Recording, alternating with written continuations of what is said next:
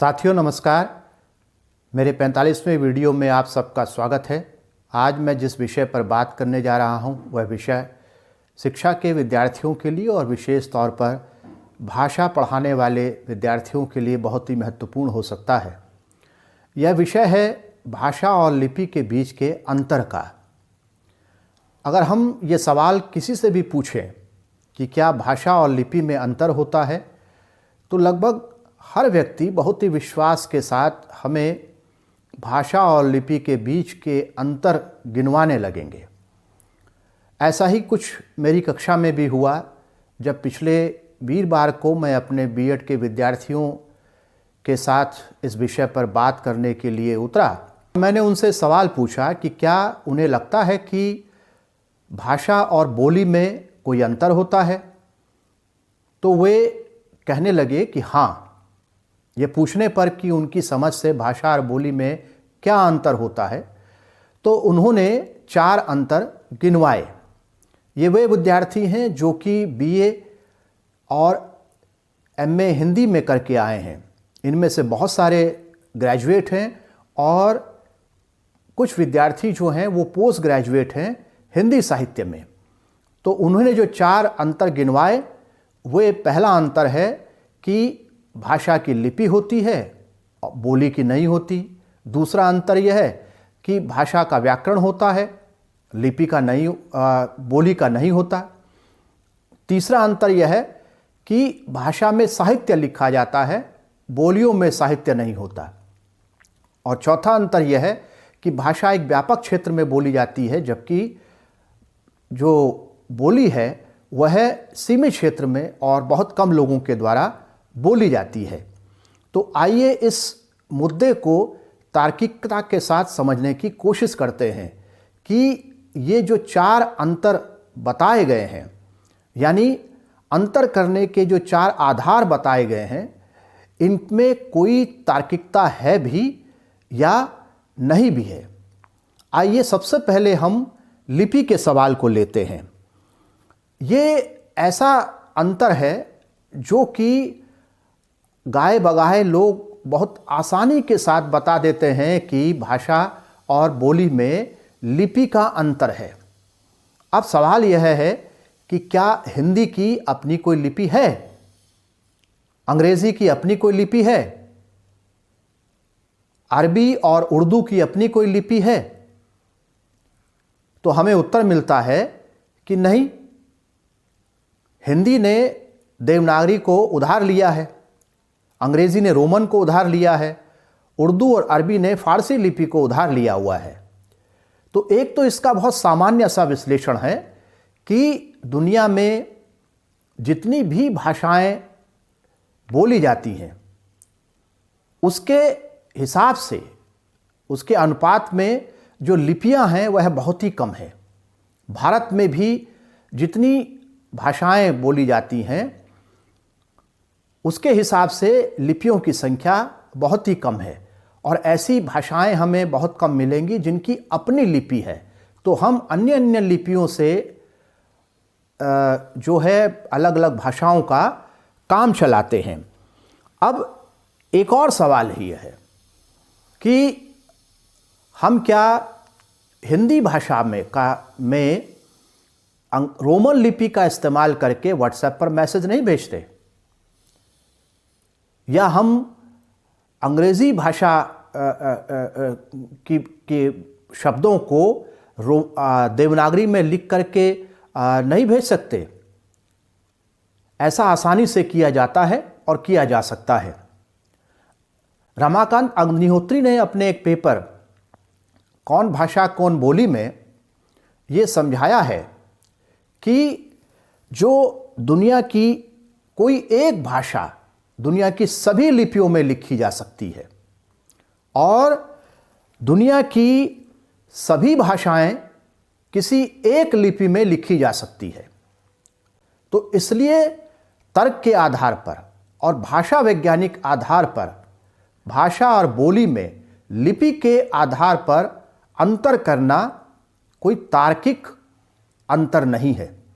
तो इसलिए ये पहला जो आधार है वह खारिज हो जाता है और इसे आप थोड़े से अभ्यास से अपने आप भी आसानी से खारिज कर सकते हैं।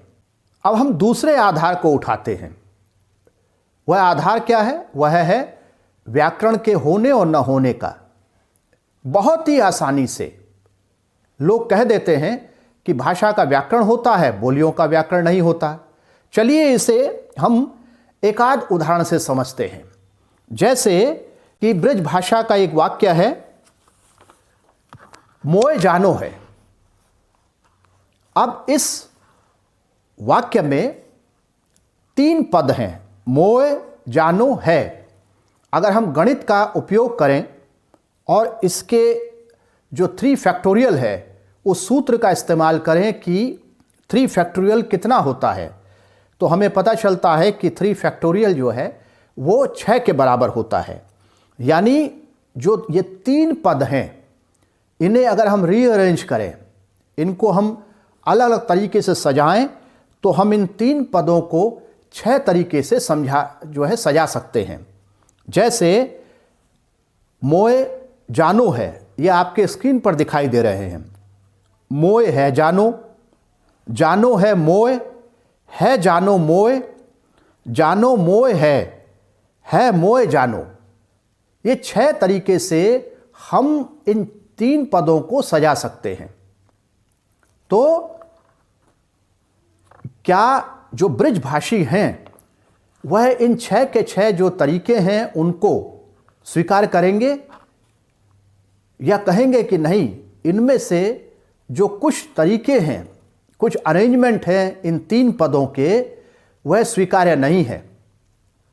तो कुछ अरेंजमेंट्स को स्वीकार करना और कुछ को अस्वीकार कर देना, इसका आधार क्या है? तो जाहिर सी बात है कि इसका आधार जो है वह व्याकरण है कि कौन सा पद किसके पहले और किसके बाद आएगा, वह ब्रज भाषा का व्याकरण तय करेगा।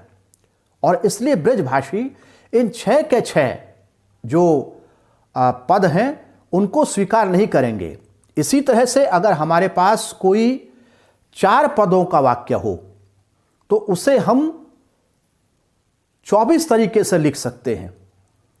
तो क्या जो 24 के 24 अरेंजमेंट्स हैं 4 पदों के लिखे जाने के, उन्हें ब्रजभाषी स्वीकार करेंगे, या कहेंगे कि नहीं, इन 24 अरेंजमेंट में से हमें केवल 2 या 3 जो अरेंजमेंट्स हैं वही स्वीकार्य हैं और बाकी को अस्वीकार करने का क्या आधार है? तो जाहिर सी बात है कि बाकी को अस्वीकार करने का जो आधार है वह ब्रज भाषा का व्याकरण है। अगर हम ब्रज भाषा का कोई ऐसा पद ले, ऐसा वाक्य ले जिसमें 5 पद हों, तो 5 फैक्टोरियल के हिसाब से उन 5 पदों को 120 तरीके से रीअरेंज किया जा सकता है।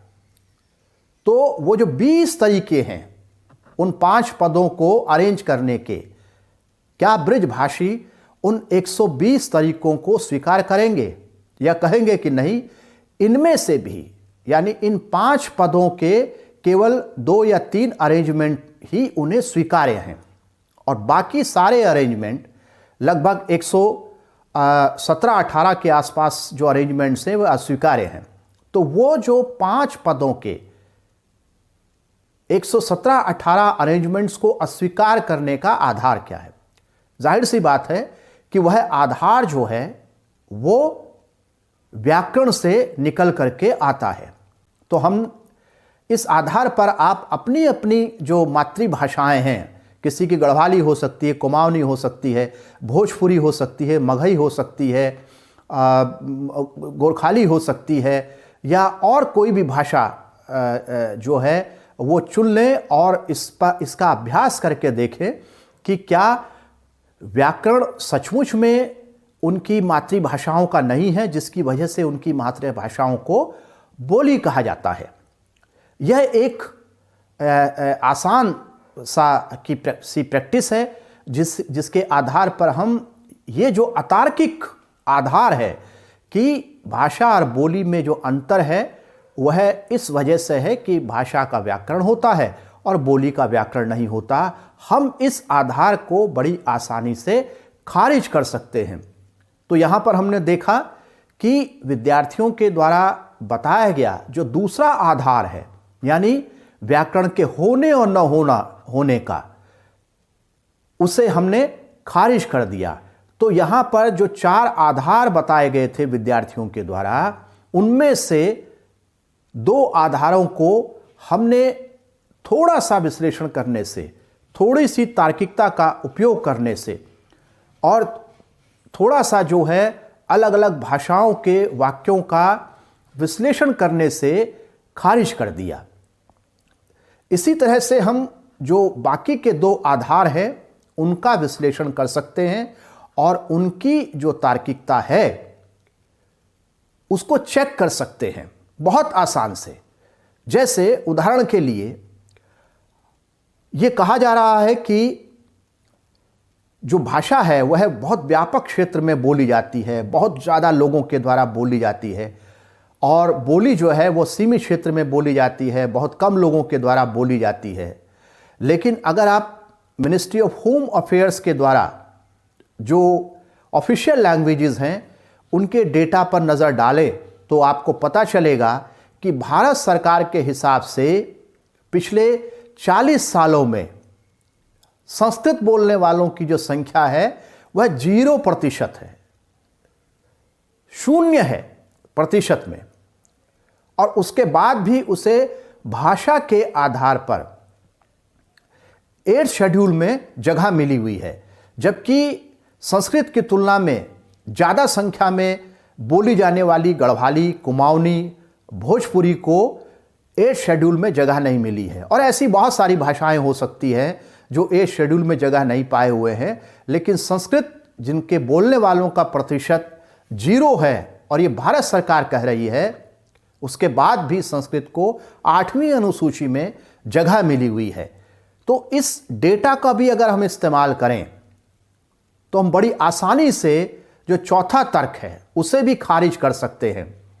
और थोड़ा और हम जो है डेटा और अलग अलग भाषाओं में लिखे गए साहित्य का विश्लेषण करें तो हम तीसरे जो आधार है उसे भी खारिज कर सकते हैं। अब सवाल ये उठता है कि ये जो भाषा और बोली में अंतर किया जाता है इसकी वजह क्या है? क्या इसकी वजह सचमुच में भाषा वैज्ञानिक है? क्या इसकी वजह जो है अलग अलग भाषाओं में जो आंतरिक विशेषताएं हैं उनकी वजह से है, या इसकी वजह जो है कहीं और हमें खोजनी होगी? आज से लगभग 400 साल पहले जो गढ़वाल के राजाओं की राजभाषा थी वह गढ़वाली थी। गढ़वाली में राजाज्ञाएं निकलती हैं, आदेश निकलते हैं, नियम बनते हैं, लेकिन आज गढ़वाली जो है वो बोली हो गई है। इसी तरह से हिंदी की जिन्हें बेटियां कहा जाता है उनका जन्म हिंदी से बहुत पहले हुआ, लेकिन बड़ी विडंबना है कि जो बेटी है वो पहले जन्म गई और माँ का जन्म जो है वह बाद में हो रहा है। अगर हम रमाकांत अग्निहोत्री की बात माने तो उन्होंने अपने जो पर्चा है कौन भाषा कौन बोली, उसमें लिखा है कि जब राजनीति व सत्ता का केंद्र कन्नौज था तो साहित्य की शिष्ट भाषा थी अपभ्रंश। खड़ी बोली ब्रज अवधि आदि का जो भी रूप हो रहा हो उसकी बोलियां कहलाईं। यानी कि जब कन्नौज जो है राजनीति का केंद्र रहा तब ब्रज अवधि आदि जो बोलियां थीं वे अपभ्रंश की बोलियां कहलाईं। इसलिए इसी तरह जब राजनीतिक केंद्र ब्रज क्षेत्र बना तो शिष्ट साहित्य की भाषा ब्रज हो गई और दिल्ली मेरठ की खड़ी बोली उसकी बोली कहलाई। शासन और सत्ता का केंद्र दिल्ली मेरठ हुआ तो ब्रज अवधि आदि हिंदी की बोलियां कहलाने लगी। वही बात कि सवाल दरअसल भाषा व राजनीति के संबंध को समझने का है, उसको समझकर एक ऐसा सजग दृष्टिकोण बनाने का है जो वैज्ञानिक और संरचनात्मक हो, इसलिए साहित्य के आधार पर भाषा व बोली में अंतर संभव नहीं है। ये कहना है रमाकांत अग्निहोत्री का। अब इसको और एक उदाहरण से समझें कि मान लीजिए आज की तारीख में गढ़वाली कुमाऊनी जो हैं उन्हें हम बोली मान लेते हैं। कल को अगर गढ़वाल और कुमाऊं क्षेत्र में कोई आंदोलन खड़ा होता है, और जो हो भी रखा है कि गढ़वाली और कुमाऊनी को 8वीं अनुसूची में शामिल किया जाए, मान लीजिए कि आज ही रात को सरकार जो है एक आदेश पारित करती है और जो जितनी भी उसकी प्रक्रिया है कानून की वो पूरी हो जाती है और यह गजट में नोटिफाई हो जाता है कि गढ़वाली और कुमाऊनी को 8वीं अनुसूची में शामिल कर लिया गया है, तो आज की रात से गढ़वाली और कुमाऊनी अचानक भाषाएं कहलाने लगेंगी, जबकि वो अभी तक बोलियां कहला रही थी। तो एक राजनीतिक जो आदेश है उससे आज और अभी तक जो बोलियां कहला रही थीं वह रातों रात जो है भाषा कहलाने लगेगी। तो भाषा और बोली का जो फर्क है वह कोई ठोस फर्क नहीं है, वह कोई भाषा वैज्ञानिक फर्क नहीं है, बल्कि वह एक राजनीतिक फर्क है। और जो भाषा पढ़ाने वाले विद्यार्थी हैं, भाषा पढ़ने वाले विद्यार्थी हैं, जो शिक्षक शिक्षिकाएं बनना चाह रही हैं, उन्हें इस झूठ से बचकर जो तार्किकता के आधार पर यह निर्णय करना चाहिए कि भाषा और बोली में जो अंतर है उसे किया जाना चाहिए या नहीं किया जाना चाहिए, और उन्हें यह भी समझना चाहिए कि भाषा या बोली बोलने का जो अंतर है वह एक राजनीतिक अंतर है। आज के वीडियो में इतना ही। अगर आपको ये वीडियो पसंद आता है तो मेरी आपसे गुजारिश है कि इसे लाइक, शेयर और सब्सक्राइब करें। एक घंटी जैसी आकृति होगी उसे दबाएं ताकि नया वीडियो आने पर आपको उसका नोटिफिकेशन मिल जाए। नमस्कार।